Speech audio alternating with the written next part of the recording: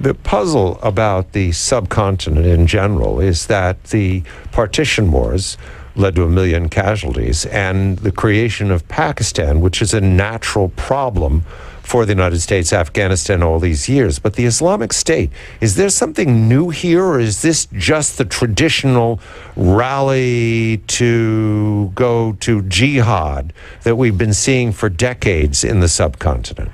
The different factor here for India is this is not just trans-border, this is no border. So Pakistan might be a Muslim state, but it's still a state.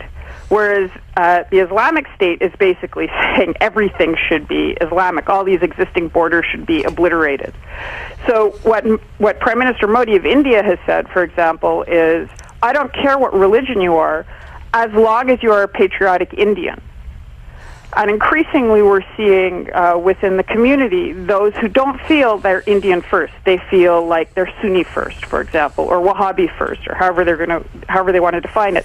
In which case that threatens the very legitimacy of the state itself. So it's an entirely new and extremely dangerous metastasizing of the issue. And certainly for India, where you have, the world's second largest Muslim population, although it's 157 million Muslims in India, about 17% are Shia, and most of the rest are Sunni.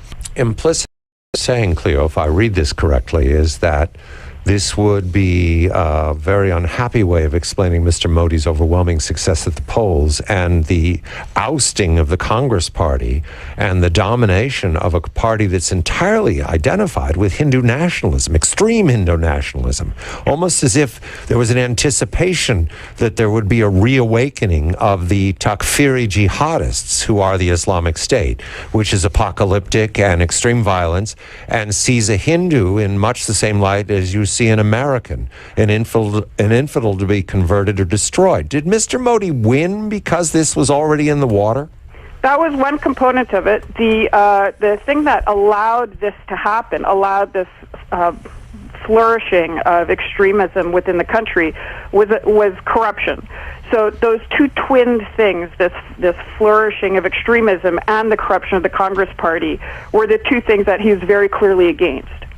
And you'll see, by the way, a lot of funding coming out of Pakistan and Saudi Arabia to try to discredit Modi, especially within the next year, in the U.S., in the media, in the think tanks, to try to paint him as an extremist, as a Hindu extremist, as a kind of an equivalent to a Muslim extremist, in order to try to discredit him and isolate him.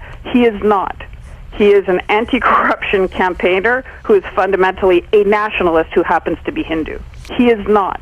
He is an anti-corruption campaigner who is fundamentally a nationalist who happens to be Hindu. So, Cleo, essentially what you're saying is that for Modi to win this ideological religious struggle, he's going to have to not only engage in a battle of ideas, he's also going to have to clean up corruption, which has been inherent in the Indian government. Is that what you're saying? Yes. Yeah. And it goes beyond that. I'm not sure if you're aware, but India has separate civil codes for the different religions.